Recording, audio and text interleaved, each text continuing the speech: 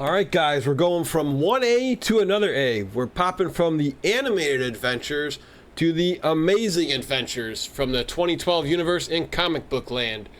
We're joined by our good friend, as always, TMNT Talk.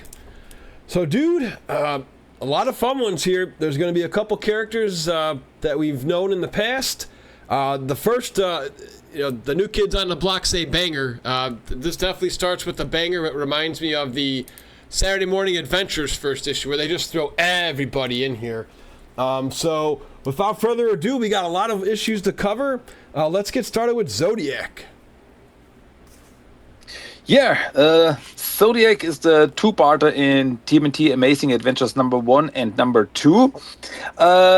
This story, it starts off with there's a new mutant, a ram mutant called the Zodiac that has appeared in New York City, and he's kidnapping Shredder's mutants, Karai, and some of the friends of the Turtles, some of the Mutanimals. And with a strange device, he's able to control them, and in the end, even including Splinter. So the Turtles then even have a run-in with the Shredder, and he tells the Turtles that he knows this new mutant because in Japan, he and Yoshi, when they were still humans, they had a friend named Tetsumi Onamoto, and he found a weird artifact that could siphon energy from animals of the Chinese zodiac. But the guy went mad with power, and Yoshi and Saki had to stop him. But now it seems that he is actually not dead, but turned into a mutant by the energy of this weird artifact. In the present time, Zodiac uses the artifact's power to turn himself into a huge chimera creature, and Shredder then goes to get the artifact for himself because, oh, it's powerful, Shredder wants to have it. So the Turtles arrive and the big fight starts. Splinter in the end destroys the artifact, and the released energy destroys the Zodiac. And we also find out in the end that the artifact apparently was crank technology. So yeah, no wonder it mutated him. But yeah, for now, the Zodiac is gone, but who knows? Maybe he will come back someday. Oh, I would like to. I also like Dr. Cluckingsworth. I love how they just come up with these names, and it works, doesn't it? Oh yeah, absolutely. I always thought it was funny that in the show, like Michelangelo always came up with these names, and they had really had some fun with that. I mean, you know, with the classic cartoon, we're just okay. That guy is now called Dirtbag and Groundchuck or something like this. But here we really have a reason because Mikey just likes to make up names, and I always like it when they do that. Oh yes, and it's good, and they're good names too. My boy does pretty well here. So. Coming up next, we have almost like a nice little, like, I want to say, like, childlike artwork, but I dug it in Volcano Time here. I dug this. I'm not sure on your thoughts, but I had fun with this one. Yeah, that's a short, funny short story, and it feels really like indie style. It was really cute, and the story is about that there's a small volcano that has appeared beneath New York City, and the Turtles try to find a way to stop it, but the weapons are useless. So Donatello asks April to tell everyone in New York to flush their toilets, and the tidal wave that comes from that extinguishes the volcano's lava, and so yeah, everything turns out fine. It was just I'm not even sure if this story is canon in the 2012 universe because it was pretty goofy but fun. It was a funny little gag comic, I gotta say. Yeah, when you want everybody to flush their toilet at the same time, I'm not sure if they'd want that in a cartoon unless it was like Robot Chicken or late night potty humor, but still nonetheless a fun little read. And as Christian and I pointed out before last week, guys, most of these you can still get some of the comics we've covered previously on Shellonomics on Spotify and YouTube. They're really hard to find, but these are wide open for the public to enjoy. No banned comics, no misprints, nothing. So we do encourage you guys to check these out for yourself. And coming up next, we've got a cameo by one of our old friends from the OG Turtles in Zyneage Mutant Ninja Turtle. Yeah, another very funny short story. Here, aboard, Mikey starts his own comic book, and in the comic, we see now the story in the comic book. The turtles they go to a music festival, which is sponsored by Ground Chuck Energy Drink. I thought it was really funny. It turns out that the Krang are also at this festival to party. And yeah, so the turtles and the Krang, they clash and the fight starts. And Mikey in the end saves the day by washing the Krang away with a tidal wave of energy drink. So Mikey shows this comic to the other turtles and they are not impressed. But Splinter really likes it and he keeps the comic, which makes Mikey very happy. And yeah, we all like a happy Mikey. So yeah, that was a nice little ending there. I liked it. Absolutely. And we get to see a nice little Nirvana shirt for us who live in the 90s. You know, there's some good stuff. And we've got more music coming up later, which I posted in your Discord. I'm glad you guys got a kick out of it. But more on that issue later. That one was probably one of my top 5 that I read covering this book here. Next, though, we've got a thick issue here with the meeting of the Mutanimals. Yeah, which came from Amazing Adventures number 3 and number 4. And yeah, this is the stuff that I really like when these comics, they like fill in some blanks in the story of the show. Because here we see, as we remember way back at the end of season 2, when the Krang have invaded New York City. And we see the turtles, they are gone, and Slash rescues Beat from the Krang. Bitch and Beat. And together they go to a school that was turned into a Krang prison.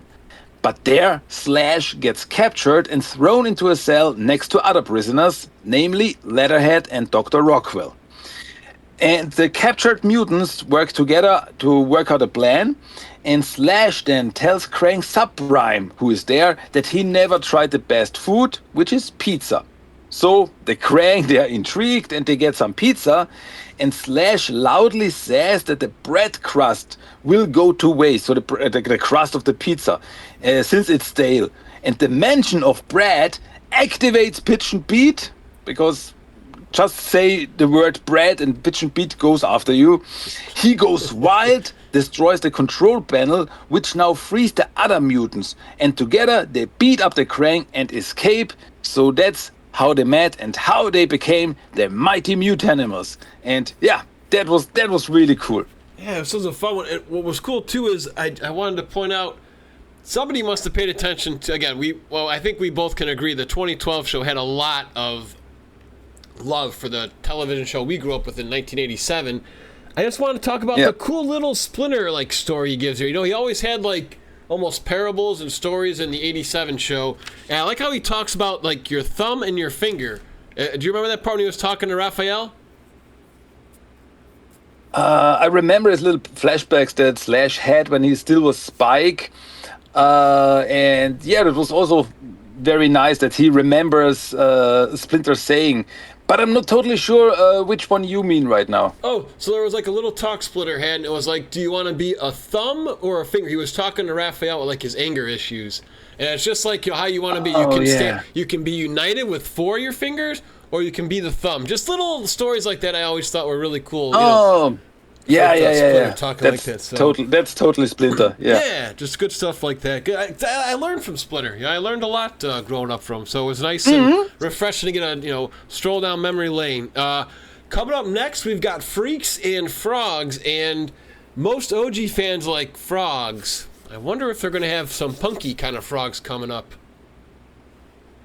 Actually, yes, because none other than Napoleon has come to New York for a visit, and Mikey is showing him the city, he's touring the city with him. And after a run-in with some punks, Napoleon is the one who tries to convince Michelangelo to leave the humans behind with him because, yeah, he's rather in the swarms of Louisiana because humans, they are always evil. But Mikey is like, nah, man, I'm a New Yorker and I have human friends who are totally awesome. And Mikey absolutely could never leave New York pizza behind. So, yeah, Mikey stays in the city. And yeah, that's the way it is.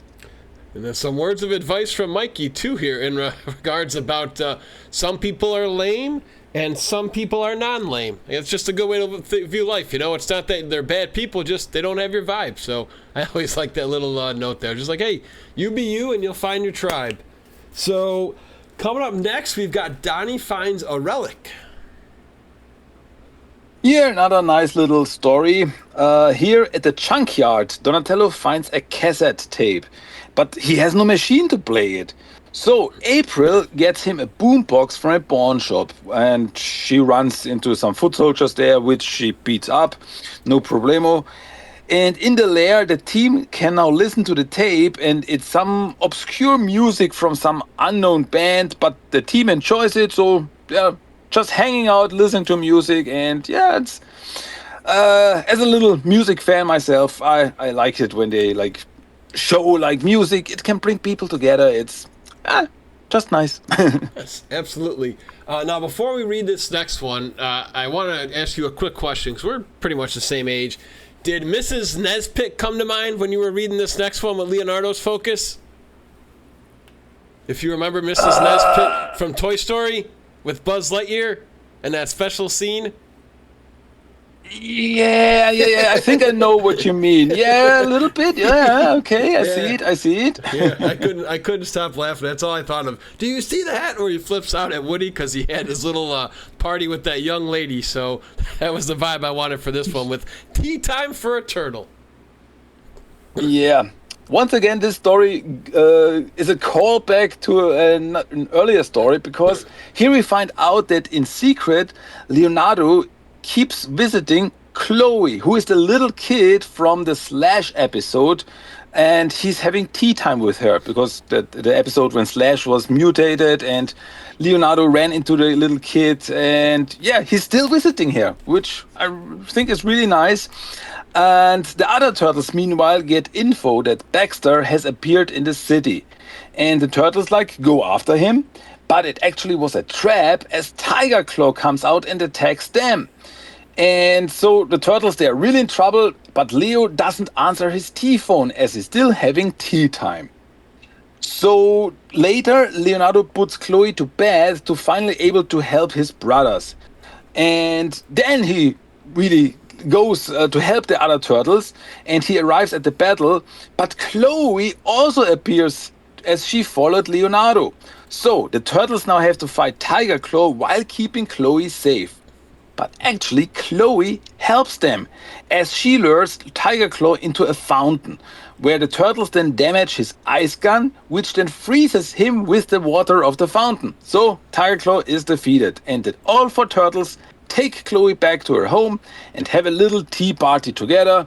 Once again, such a nice little ending. It's like, just a feel-good ending. Love it. Yeah, I like it. It works now. Did you ever have tea time with your kids back in the day for any play dates? I don't have any kids, so I don't know the feel. Oh, yeah? Nice. Absolutely. When they were younger, we always played like making food or just, having tea time with stuffed animals and so on and so forth. The classic. Nice. Big old party for everybody. Great to hear. Coming up next, this one I think would have been great. This next one, Quiet Please, reminding me of the old Looney Tunes shorts, because it was a nice comedic pitch with Donatello, and I feel this could have worked as a little YouTube short too. Oh, absolutely. Here Donnie is like working in his lab, but he gets always interrupted time and time again by his brothers and also Ice Cream Kitty. So he chases them all out of his lab, but then he finds out that it is too quiet and he can't concentrate. So later, April finds him in the sewers, listening to the sounds of the city above, because it turns out that Donatello needs some background noise for work. And like, okay, so all comes together. Just nice little story. Yeah, and he's like, it's too quiet here. I like that spot. It's like, that's one of those be careful what you wish for. Coming up next, we talked about this one before we went live today. We are the Twitch streamer on Twitch. We do a lot of gaming on YouTube. So when I heard about this gaming tournament, I was like, sign me up. I got really emotionally invested in this one. Yes. I always like callbacks to video games and stuff. So in this story, the turtles, they run into the purple dragons who are shaking down the owner of an arcade for money. So, but the turtles, because Splinter told them, try something different. The turtles say instead of fighting, they challenged the Purple Dragons to a video game tournament at the arcade. So we see all these moments where the turtles like play against versus the Purple Dragons, like Mikey playing like this dancing game and other stuff. And in the end, the turtles win and the Purple Dragons leave. And the turtles also get free pizza for a month from the arcade owner. So yeah, that was just fun. And I believe Raph was the only one who lost in that tournament. That's actually good trivia there, right? Out of the 4 turtles, I think Raph's the only one who took defeat. So yeah, you're right. Yeah. It was a shocker. I kind of like it just to show that nobody is flawless in the Turtleverse. This one is just... this is probably one of the more fun reads for those who have a soft spot for our beloved baddies. And one of the guys ended up being like the Grinch who stole Christmas, where his heart grew that day. Yeah, from Amazing Adventures number 7, number 8, we have Job Security. Where, well, Shredder is not happy with his mutants because they always fail. So Shredder tells them that they have to bring results or they will be disposed. So Bebop and Rocksteady, they work together and plant some traps in a warehouse, while Razor and Fishface actually do the same. So they run into each other and start a fight. So the two mutants, Bebop, Rocksteady, Fishface and Razor, they start to fight because we are better than you. And the turtles hear this and actually, by accident, get captured in the traps laid by the mutants. So they are actually successful. And first, the mutants are cool with each other, but the turtles then play it smart and start playing them against each other by telling each one that he's the best and the strongest. And so the mutants start arguing again. And by accident, the turtles are freed again. And after a short fight, the mutants get rescued by Tiger Claw, who then drives off with them. And they agree that even though they don't like each other, they hate the turtles even more and actually should work together more. So yeah, that was pretty cool. Were you shocked about Tiger Claw having a heart? Because he said he was not going to rat them out to Shredder on this one. Oh yeah, absolutely. That was a surprise. But you know, with Tiger Claw, you don't know if it's just like using them because I might need you later, so we're keeping you around. And he doesn't. But yeah. I felt the same way because I was like, maybe he doesn't want to be the scapegoat if things start going south with missions. So, but I enjoyed that one. That one was fun. Good couple laughs there. The next one, you win some, you shoe some. Try saying that 10 times fast. That's a nice little tongue twister. Oh boy, I'm not gonna try that. So yeah, that was kind of weird. So the story starts off with Casey, who arrives with some new shoes, and the turtles, they are totally impressed by it, and they want some shoes of their own. So Donatello creates cool shoes for the team, and so the turtles now have shoes. Cool. Later, they run into Han and the Purple Dragons, but during the fight, their high-tech shoes get in the way. So the turtles realize, like, okay, we are turtles, we don't need shoes the way that normal people do, so they use the shoes as weapons and beat up the bad guys. And once again, it's just funny, like, when the stories come together and have this, come full circle and have a nice little, funny ending there. Yeah, because why not? Again, at the end of the day, these are just supposed to be little shorts that make you laugh. And it goes in all directions, too. I mean, you get laughter. It definitely feels like the 87 story, but a little bit better in regards to being... When it needs to be serious, it can be. Of course, it gets a little wacky, but at the end of the day, they're still good stories, aren't they? So I'm glad we're on the same page there. The next one is obviously a dream for Mikey fans. When your powers combine, what happens when you get Cowabunga and Booyakasha? You get this next issue. Yeah, that would be Kawabuyakasha. And I really like this because it's, Mikey and Mondo, Gecko, they are skateboarding on rooftops, while each one screams their catchphrase, Booyakasha and Kawabunga. And that's pretty much it. That's what they do. Like, they don't talk to each other, just use Kawabunga, Booyakasha in different ways. And that was really funny. It was interesting. And but they both think that the catchphrase is the coolest until they run into some footbots and they have to work together to defeat them. And in the end, they both agree that both catchphrases are cool and they use each other's for a change. So yeah, it's just this whole comic is just Mikey and Monogekko like screaming and shouting Kawabanga and Booyakasha over and over again. But it's still interwoven into a story, and I really like this. That was really fun. Yes, especially for us Mikey fans, because while I'm reading this, I'm envisioning Robbie Rist, who voiced Monogekko in the cartoon, as Mikey saying it. So it was a joy for me to read that one. It was a great time. Next, though, we're getting a little bit deeper with the frogs here, I believe, in Frogs of War. Yep, that's from Amazing Adventures number 9 and number 10. Where, a mutant has been spotted in New York, and the turtles, they investigate it. And it turns out that Napoleon is back again. And he tells the turtles that his frog buddies have been kidnapped. And he followed the trail to New York. And after a run-in with some footbots, the turtles track one of them, but suddenly get ambushed by a bunch of the frogs. So, the turtles, Casey and Napoleon fight the aggressive frogs, and it turns out that apparently Fishface kidnapped Attila, Genghis and Rasputin, and told the other frogs that humans kidnapped them to get them on his side. So now the frogs are kind of working for Fishface. So, the team sneaks into Foot headquarters, and with some distraction from Baxter, because the turtles use him, because they know he's a fly, and the frogs want to eat him.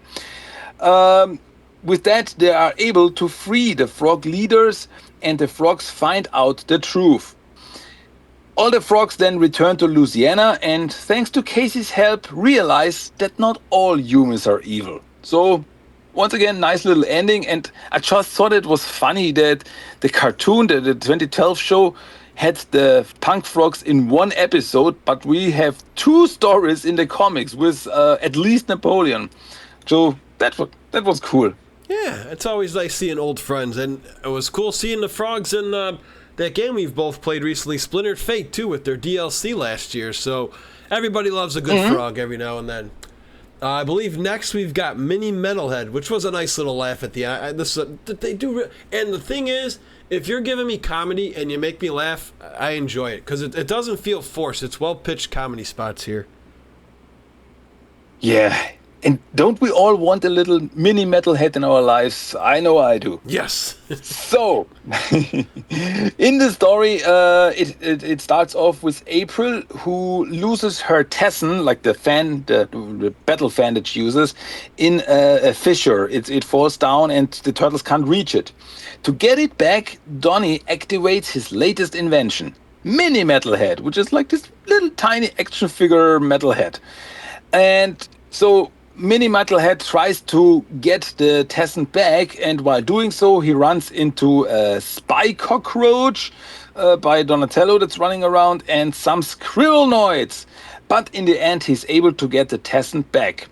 So when he does that, Mini Metalhead actually runs out of power, and Donatello, then we see that Donatello starts to work on the original Metalhead again, and his plans to bring him back in the end, which once again brings this whole story together and brings it back to our friend Metalhead and Donatello's promise to one day bring him back.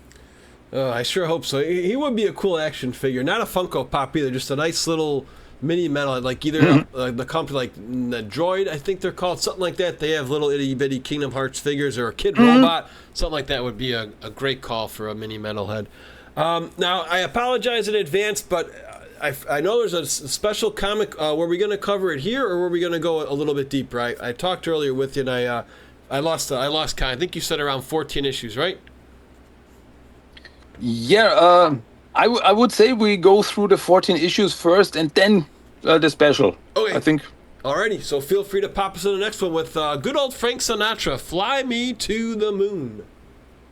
Yeah, that was. I always like a story with a little twist, and we get that here because the story starts off with the turtles are there on a rooftop, and just after an adventure, they're looking at the full moon, and Mikey is the one who points out that it's a full moon the third night in a row, which actually cannot be.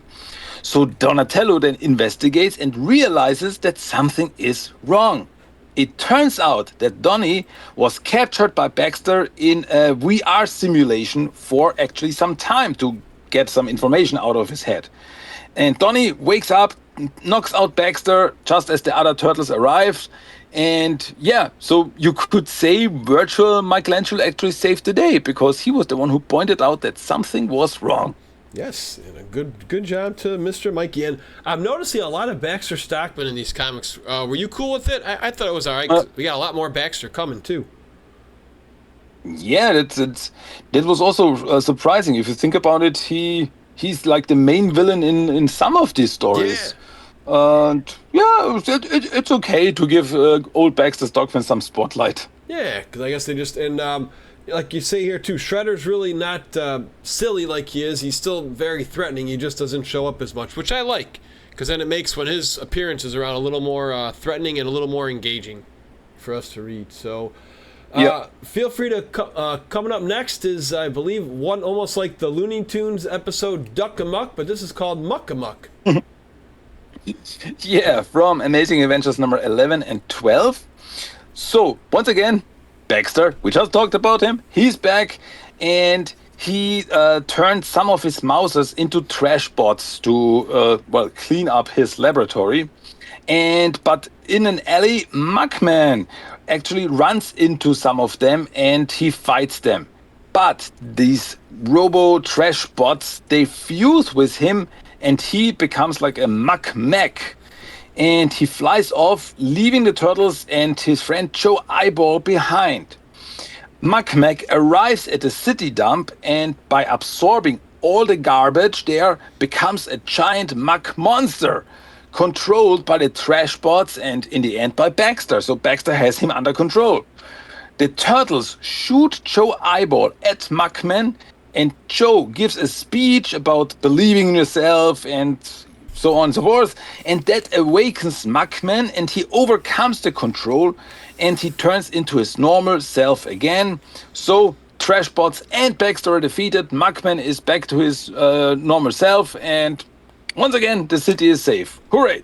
Yes, exactly. Quick question for you with our buddies here, Muckman and Joe Eyeball. Now, they literally had Joe just as an eyeball compared to the ones we grew up with. But I know you're someone who's very precise and accurate, so how appreciative of you were in regards to how Muckman looks? He still has a banana peel on his head. Yeah, and I mean, he really got gotta say, really disgusting design, which absolutely is totally normal for Markman. I mean, you can pretty much see his insides and stuff. So I'm surprised they really were able to pull that off. So yeah, he is different, but still, as you say, he's got like this callbacks to his classic design with like the banana peel and other stuff. So yeah, it's like a modernized version of the classic with some wings to the classic design. And yeah, I like that. I had a good time with it as well, my dude. All right, coming up next, I feel this would have been one of your favorites of all time with A Day in the Life because one of your buddies is here. Oh yeah, I really like this. I like the way of of the storytelling here, and yeah, I just like this. How should I put it? The slice of life stories here. I mean, here we see the daily life of the turtles, Casey, Bebop, and Ice Cream Kitty. And like we see when they wake up, doing training, eating, going to back to sleep, and so on and so forth. And all of these stories, they get connected to Bebop and Rocksteady, who are trying to steal a diamond and getting stopped by the turtles. And when we see Ice Cream Kitty's story, we see that it turns out that Ice Cream Kitty threw a newspaper at Bebop so that he finds out about the diamond, so that the turtles are busy fighting him while she is at home and can play video games, because normally the turtles, they are like playing video games and she never gets to play, so she just wanted to distract the turtles for a while. And I just that was just such a nice twist, and I just thought it was funny. Oh yes, anytime I see Ice Cream Kitty, you're the first dude that comes to mind, just with one of your favorites. So feel free to pop us right into the next one.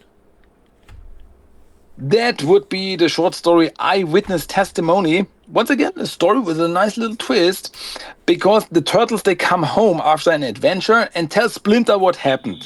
But each turtle tells another story about who they fought. So they tell like, oh, we fought Shredder. What? No, we fought the Chimera. No, it was Spider Bites. No, it was Fish Face. And Donnie realizes that this is that behind this weirdness, it's actually Sir Malachi, who is playing with the memories. It's like a mystery, it's like a riddle. And it turns out that he slipped in the sewers and was unconscious. And that was actually a call for help. He like called the turtles to him in a riddle way, because it's Sir Malachi. He still wants to play, even by calling for help. So, yeah, the turtles go to him, save him, and it turns out fine in the end. Once again, nice little twist there. Like it. Yeah, exactly. Just right to the point. Feel free to pop us into the next one. So yeah, that would be the last big story from Amazing Adventures number 13 and 14, which is called The Drip, where it starts off with Donatello, who is working on some retro mutagen, and by mixing in a drink with electrolytes, it actually creates a tiny droplet-shaped water creature, and he names it Drip. And when everyone is sleeping, Drip starts absorbing all the water he can find in the lair. And then Donatello wakes up and finds the lair flooded. The turtles and Splinter escape to the surface. Donatello tells them about Drip, as he also comes, like Drip comes to the surface in the form of a giant water geyser that attacks the turtles. Donnie is able to get to Drip inside all this water and freezes him in a canister of liquid nitrogen. And when that happens, the water drains from the lair, and yeah, once again, the day is saved from the newest mutant, Drip. Why not? We've all had a leaky faucet in our life, right? Yeah. Oh, well, we are getting down to the nitty gritty here, my dude. Feel free to pop us into the next one. That would be a short story Instrumental, which once again is just a fun little gag comic, where the turtles, they want to start their own band, and they then start their own garage band, but the music is so loud that Shredder hears it and he's annoyed by it and wants it to stop. So some footbots arrive at the turtles' place and the fight starts.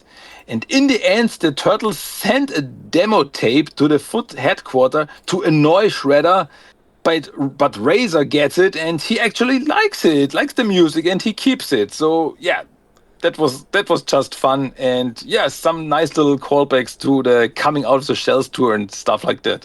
Oh, yeah, when you hear Shredder in there say, I hate music, I think it's the worst. Just nice little coming out of the shelf reference, so always good stuff. We got a few more here, and then we got a bonus one too as well, so feel free to hop us right into the next one here. Yeah, that would be the short story Remember That One Time, where Mikey is feeling down, and Renette actually arrives and takes Mikey on a trip.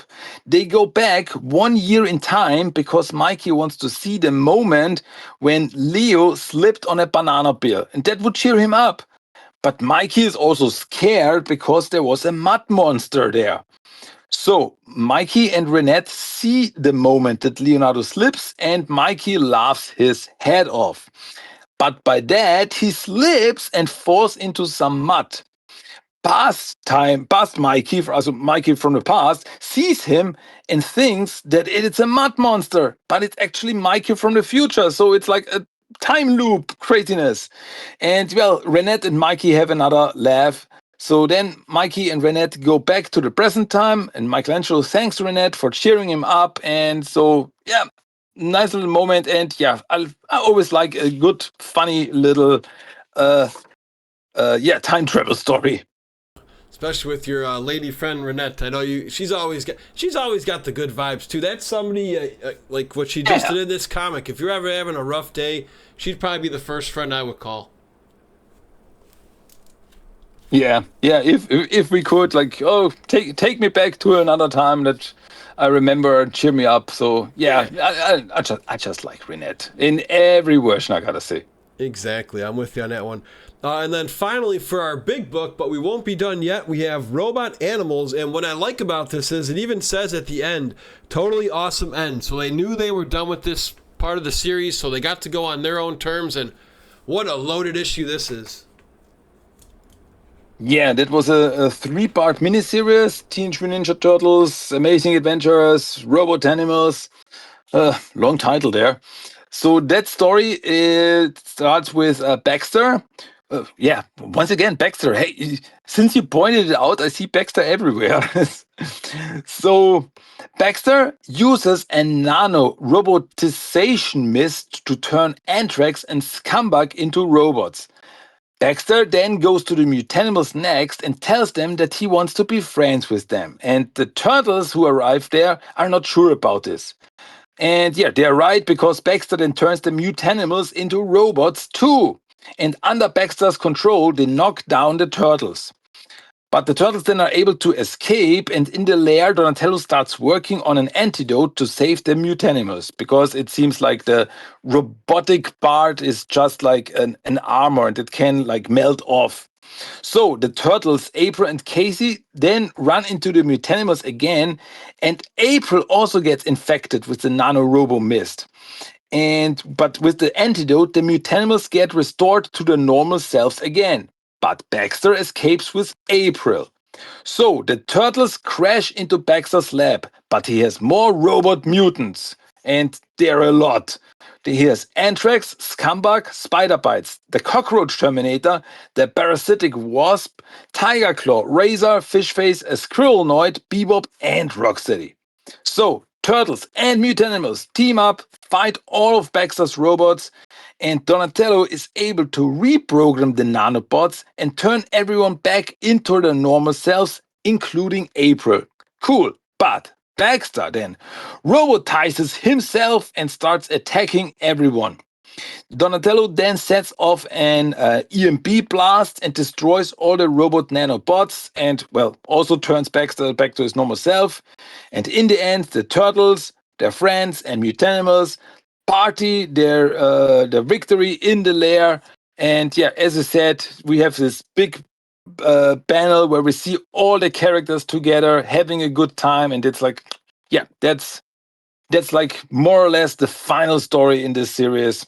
And yeah, I mean, this came out in 2017, so the show was already in the last season. So yeah, they knew that the ending of this series was coming, and that's yeah, it was time.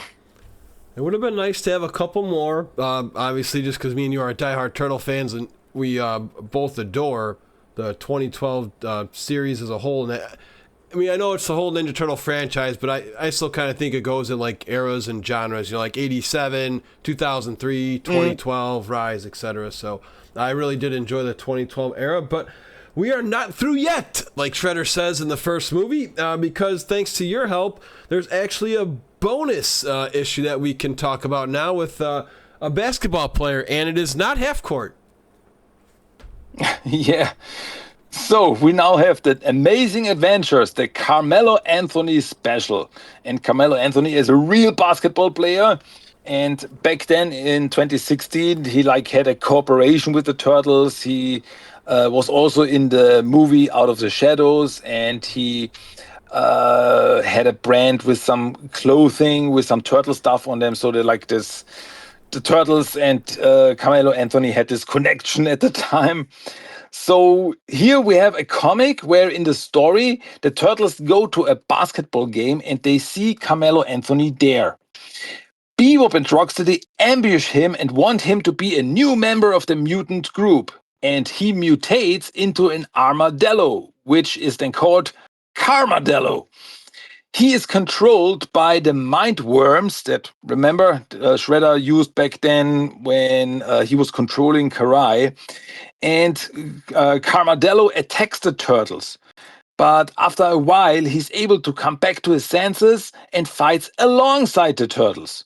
So the bad guys escape, and Carmelo returns to his human self because the mutagen that Baxter was using was tainted by chocolate bar, so it was only temporary.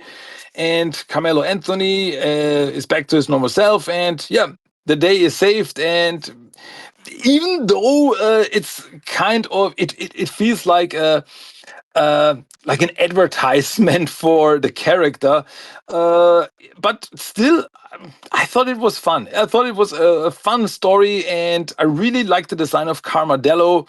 That was some kind of cool mutant, so hey, I'm fine with it.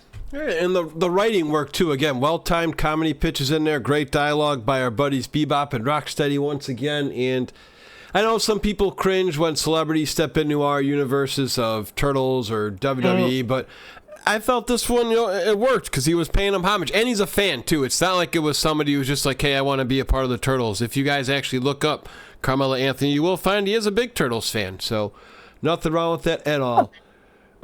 Dude, we blazed through these pretty quick. Any final thoughts on these? For me, I had a great time. I'm very picky with Mikey. I thought they did Mikey great. Everybody, it seems like, in this volume that we covered, gets their own little spotlight. Like you said earlier, it was great seeing the Punk Frogs on more than one occasion. Had a couple cool cameos for us old fans, like a little Ground Chuck, Muckman, Joe Eyeball, coming out of their shells.